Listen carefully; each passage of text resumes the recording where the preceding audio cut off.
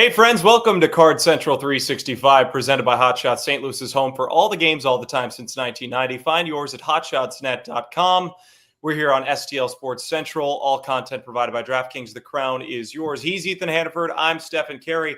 And what a night it was for baseball. In a crowd of 35,000 plus people at Busch Stadium, the Cardinals, as the title indicates, did more than survive in Game 1 against the Cincinnati Reds, who have struggled at Busch Stadium in their history. This has been a team that has not been able to win in St. Louis. The Cardinals took care of business with not their A lineup, certainly not their B lineup, but maybe their C lineup against a team that has been playing really good baseball of late. Yeah, absolutely. I mean, I loved the whole this is a survival game, and the Cardinals go out and they put up a 6-1 victory. This is a team that they've haven't been at their best. Even with the White Sox series, they found a way to win a couple of those games, but they also, gave up a big lead in one of those, and they were down late in the other one. So fighting through, they're going to have to continue fighting. The loss of Ivan Herrera for at least the next 2 weeks, but could be as long as the next 6. I love the effort that the Cardinals put up tonight.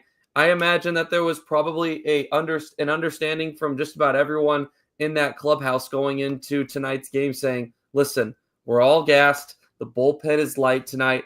Andre, do your job and play. Let's find a way to win this one. And the Cardinals were able to do so. Nice and tight early. Good pitching on both sides. And the Cardinals find a way. And all of a sudden, you're up 1-0 in a crucial series here in mid-June. The key for the Cardinals, a 5-spot late in the game, 5 runs, 7th inning. Mason Wynn handcuffed, bloops a single into center, allows Pedro Pajes to score with 1 out. That was a beautiful piece of hitting by Mason Wynn, who was under a bit of scrutiny at the beginning of the game, not running out a ground ball that was hit, and it would have ended up scoring in the first inning of tonight's game. What did you make of that situation, and how did you like the response later in the game? Stefan, I was one of them given the scrutiny. All right, I was one of them. It's so easy, right, on a simple ground ball to second to not run those out, but it's the one time that you don't where something like that happens. So, listen, Mason Wynn, I think, is an extremely mature ball player for his age. That's the kind of thing that is not going to happen again, I imagine, with him. I love the way he responds. That was fun. He was very fired up after that base hit, yelling as he's making his way to first base. The response was great, fighting off some tough pitches against, I believe it was still Singer in the game at that point. I think that's what chased him from the game, if I'm not correct. It may have not been. Either way, great at-bat from him, and you're able to just find a way through that inning and to take advantage of the gift that was given to you. Walks kill you. The Cardinals have been on the bad side of that plenty of times here the last couple of years. Tonight, the Reds were, and the Cardinals took advantage of it. Mason Wynn was the first one to do so. Didn't hit it hard, but he most certainly found a way to get on base, and that's what you have to do. A guy that's been slumping a little bit as of late, so any type of momentum building that you can get from a guy that, as far as righties go, there's not a lot. It's a thin lineup as far as, guys at the top of the lineup that you can rely on. So for him to put up a spot there, is important for the Cardinals in this one. Stretches out that inning and ends up being really what started the blow up there in the 7th. And there were a lot of instances where the Cardinals could have lost that game had the game been a little bit closer offensively. It was a very gritty performance. You look at Thomas Ajacey, who Ollie Marmol said, I don't know if he's going to be at Busch Stadium in time to start this game. He had a hit, put the ball in play twice, found a way to get a couple of runners in off of an error, and that's a show up and make your presence known type of situation. Lars Nootbaar, a multi-hit game. Mason Wynn, a multi-hit game. But I think the real story is the pitching.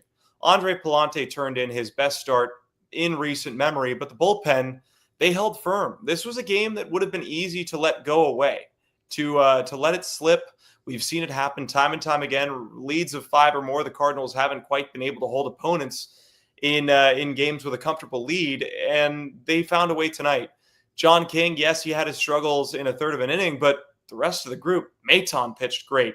A little bit earlier than we're used to seeing him, but by necessity, he came in the 7th inning. King struggled. Romero pitched great. And Riley O'Brien, man, what a story he's been. A 2.77 ERA. This bullpen's starting to round out. And I think they're in a really good position now, 6 games above 500.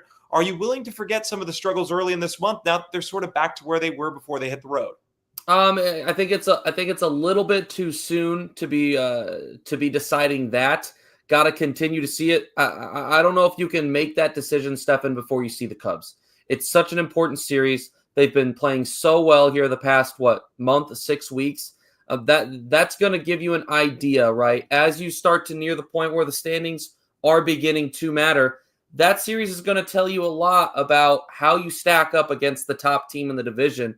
So, obviously every game matters, but nothing is going to compare, right, until you're able to show what you're able to do against, the Cubbies in the first. How often do you get the White Sox before you get the Cubs on the schedule? So that's a little bit funny. But is it encouraging what you've seen, the response? Yes. Is it enough? Not yet, in my opinion. I agree. And I think that's a very fair point. But with every win you have, it eliminates a bad loss that you had early in this month. And the Cardinals, after sweeping the White Sox, have started to continue that trend a little bit of playing solid baseball, playing sound baseball, putting the ball in play with not their A lineup, again, not their B lineup, but probably their C lineup.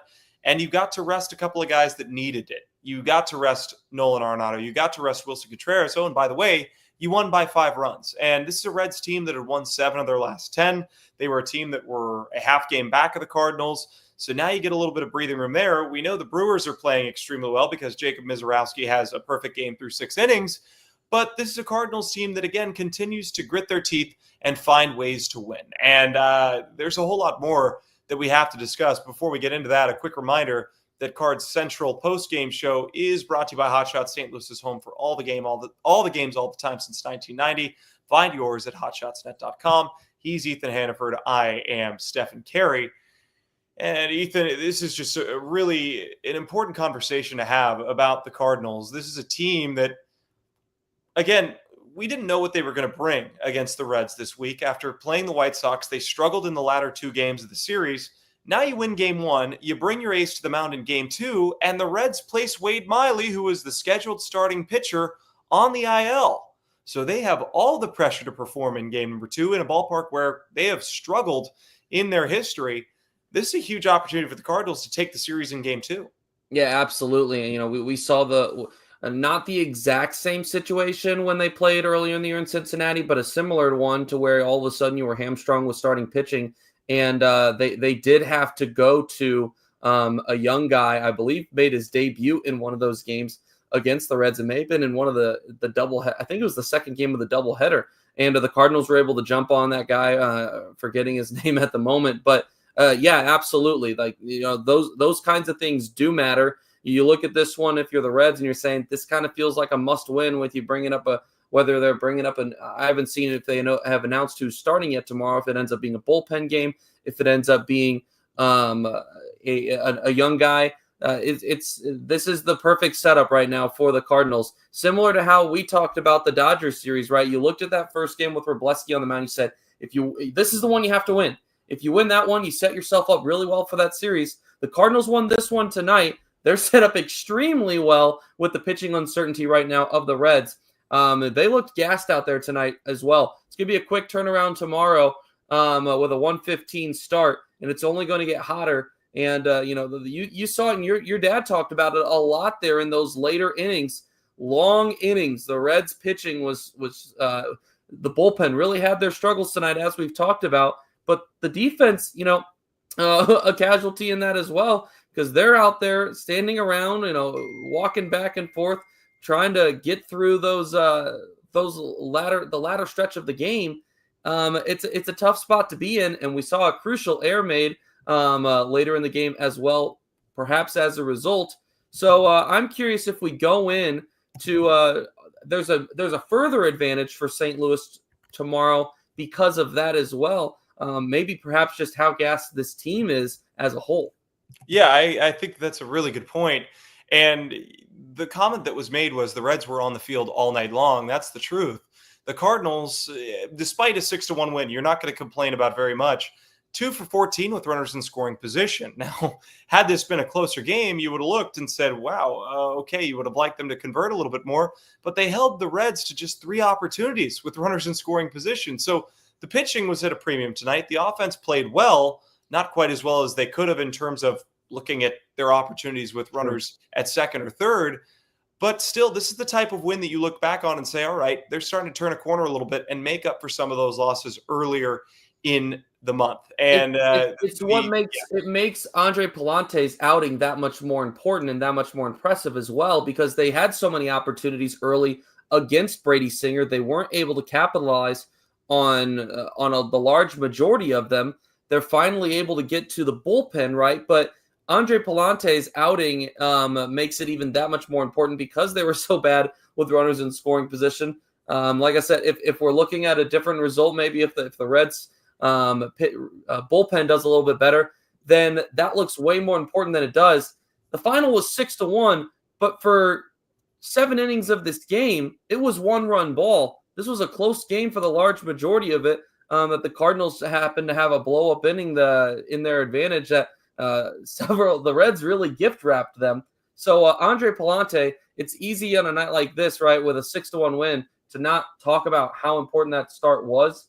It was a huge start, not only for the club, but for him as well, who is starting to make some adjustments and look better in recent outings, in my opinion. I think in the last 3 outings, in large part, I've seen some encouraging stuff from him. I know it got a little bit bumpy in his last start in that 5th inning against Milwaukee. Had some unfortunate luck with some soft contact. That's the game you're gonna play with him. Sometimes that soft contact's gonna kill you. Sometimes it's gonna work out to your advantage, and tonight it certainly did. And a Cardinals team that lives and dies by their success on the defensive end of the field did not play their best defensive game. 2 errors tonight. Yeah. But look at how they held the Reds lineup in check. 1 through 6 in terms of the starting order. Combined 1 for 21 in game 1 of this series. The only hitter to record a hit was Elly De La Cruz, the number 3 hitter in the order.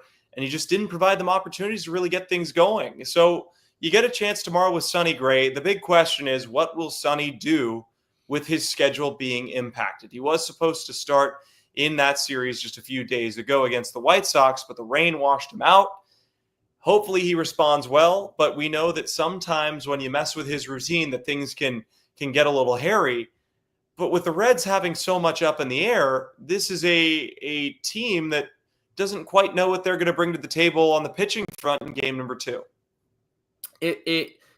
As mentioned a moment ago, the Cardinals are set up to be in a perfect spot, right? I mean, specifically more so because of the pitching setup right now for the Reds. But, there may be no one in baseball more than Sonny Gray that is a freak when it comes to the routine, right? I mean, he is just so routine oriented, and hey, it's worked for him, so I'm not going to give him heat.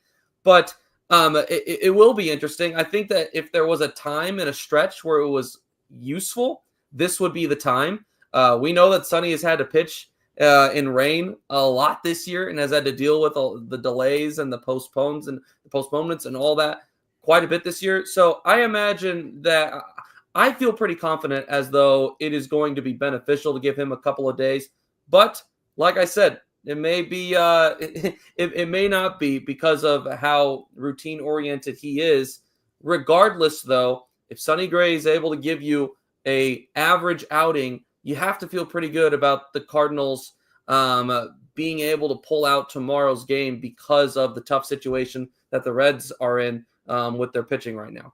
And you get a 4-game series with the Cubs, so who knows if maybe Sonny can get slotted in the back half of that series. And this is a starter that has been able to be a stopper when the Cardinals have had a losing skid.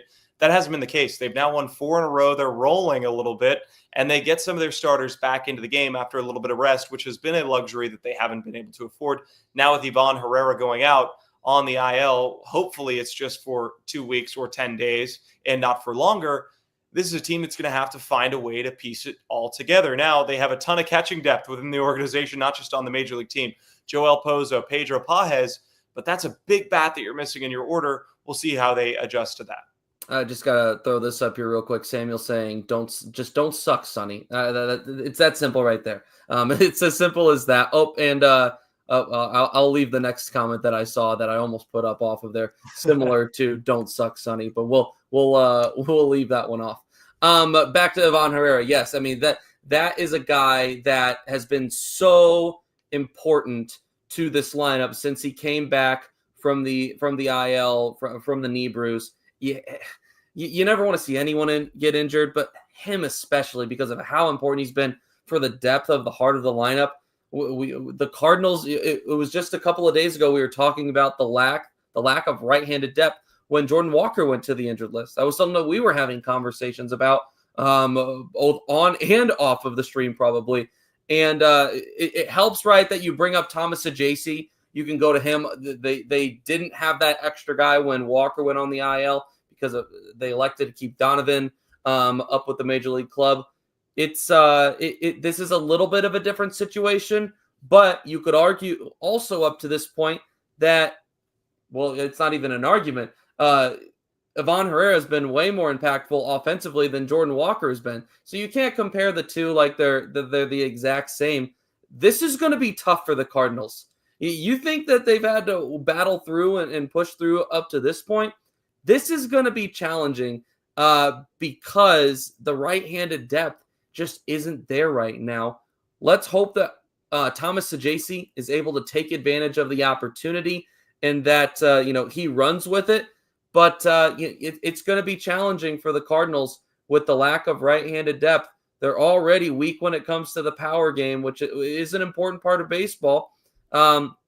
It's gonna be tough. Let's hope that they can push through and that Ivan Herrera ends up missing the least amount of time possible. This is a Albert Pujols fracturing his wrist in 2011 and being expected to be out 6 weeks and coming back after 2.5. That's the situation that we need right now with Ivan Herrera because his bat is so important to the heart of the lineup. It is so important. And again, he didn't miss a beat offensively after the first time he was on the IL. So there's no guarantee that will happen again the second time. But a quick reminder that all content here on the STL Sports Central is provided by DraftKings. The crown is yours. Baseball season is officially underway, and it's time to step up to the plate with DraftKings Pick 6. Think of DraftKings Pick 6 as your fastball right down the middle. It's the easiest way to play for cash and take a shot at a big win. Just select 2 or more players and choose if they'll have more or less of a stat. Pick 6 is available in most states, including California, Texas, Georgia, Missouri, and more. Cash in your baseball knowledge. New players get $50 in Pick 6 credits instantly on just a $5 entry. You're going to want to download the DraftKings Pick 6 app and use code STL Sports. That's code STL Sports. For new customers to play $5, get $50 in Pick 6 credits. Better payouts, bigger wins, only with Pick 6 from DraftKings. The crown is yours. Gambling problem? Call 1-800-GAMBLER. Help is available for problem gambling. Call 888-789-7777 or visit ccpg.org in Connecticut. Must be 18 and over. Age and eligibility restrictions vary by jurisdiction. Pick 6 not available everywhere, including New York and Ontario. Void where prohibited. 1 per new customer. Bonus awarded as non-withdrawable Pick 6 credits that expire in 14 days. Limited time offer. See terms at pick6.draftkings.com/promos. Welcome back to Card Central Postgame Show. That's Ethan Hannaford. I'm Stefan Caray. And again, just a few more points to get to. But you talked about Ivan Herrera. You talked about the opportunity for Thomas Ajacey. And I think one of the things that is an advantage for the Cardinals is the fact that Ivan Herrera has been used almost strictly as a designated hitter since his return from the IL. That affords you opportunities to move Burleson back into the lineup, Gorman into the lineup, and not force them to play a defensive position, while also giving Thomas Ajacey a more extended look. Trying to find the silver lining here. Yes, it's not ideal considering that Ivan Herrera has been, by many respects, your best hitter from the right side of the plate, if not your best hitter all in all. But if you're the Cardinals, if you look at what their plan was coming into this season, this kind of plays into their hand and seeing what they have in terms of the major league level. Yeah, absolutely. I mean, and as frustrated as the fans have been at times this year with the usage of whether it be Nolan Gorman or Alec Burleson. Nolan Gorman's been the big one, right? I mean, but there's been several different situations. Michael McGreevy's probably the other big one, right? Where you're like, why are these guys not getting more playing time? This is proof, right, that by the end of by a full 162, it plays itself out because it is impossible for a whole team to stay healthy through 162. It just doesn't happen. So those are the things that are hard to consider because as fans, right, we want to see it now. We get impatient. I get it. I've been there. I'm with you guys. But perfect situation, right? Where now we're going to see Nolan Gorman get more at bats. I imagine, we may see more nights like tonight too, where Nolan Arenado gets the night off because of this long stretch of games. He's going to want to be in there as much as possible, but Nolan Arenado's swinging a hot bat right now. I really like what he's been doing the last couple of weeks. I'd rather give him a night off every here and there if it means that he's going to be putting up higher quality at bats. Who knows if there's a correlation necessarily? It's not like he's been getting a bunch of time off up to this point, but I'm okay seeing him mix in there at third on the occasion. But he becomes the clear designated hitter, it feels like, as of now. It'll be interesting. Still, there's still going to be some challenges, right? Because Contreras wasn't in there tonight. That allowed for Burleson to be in at first. On a normal night when Contreras is in at first base, you're still going to have to pick between Burleson and Gorman. Now, maybe they balance that out with off days for Donovan, for Nootbaar, for Walker. So there's a lot of different ways that they could go about this. It's never ideal to lose a guy, especially as impactful as Ivan Herrera. But for now, at least, it does give manager Ollie Marmol a little bit more room to play around with only having to work one extra guy in rather than two. Much more realistic to get Gorman some consistent ABs. And with the way he's been swinging the bat as of late, he needs to be in the lineup more because he's, one, earned the opportunity, and two, in a time when the offense has been a little bit quieter. We know they had a good series against Chicago, but prior to that, they cooled off a little bit. You need his bat in there. Well, and he drew a clutch walk, an RBI walk late in the game today, which was very important to the Cardinals in that 5-run seventh inning. So this is a team that needs to find a way to get their players in and take a look. Our final point that I'm going to make tonight, it is past Flag Day, so we can discuss the standings a little bit. The Cardinals, now 4.5 games back at first. The Cubs did lose to Cal Raleigh, who has more home runs before the All-Star break than any catcher in Major League history. He has 29 of them. He had 2 today. Unbelievable. Now they would be tied for the final wild card spot in the National League, and they've set themselves up in prime position to be successful against the Cubs next week. What do you make of it? What do you make of where the Cardinals are? Are you comfortable with it, or do you want them to be a little bit closer?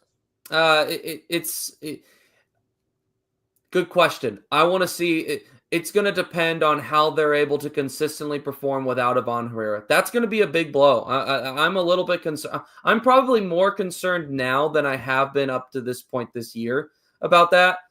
There's so much time that so many different things could happen regarding the standings. So I want to see what they look like against the Cubs, and I want to see a stretch of games without Ivan Herrera, see how the lineup is able to hold. I know that they were able to do it a decent job of that early in the season during that stretch. But, boy, their lineup just went to another level once Herrera returned. So feeling better. I mean, you've won 4 in a row. You have to be feeling decent, right? But there's a couple of other things that are going to be interesting that I'm going to be keeping an eye on.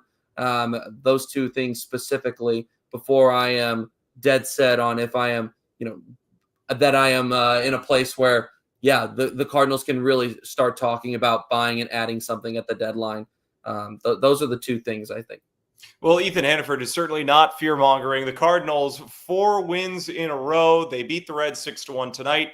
This has been the Card Central post-game show on STL Sports Central. All content provided by DraftKings. The crown is yours. And this show brought to you by Hot Shots. For Ethan Hannaford, I'm Stefan Caray. For everybody that makes our shows so great, thank you for joining us, and we'll see you tomorrow as the Cardinals try to win the series against the Reds and kick off a great homestand at Busch Stadium.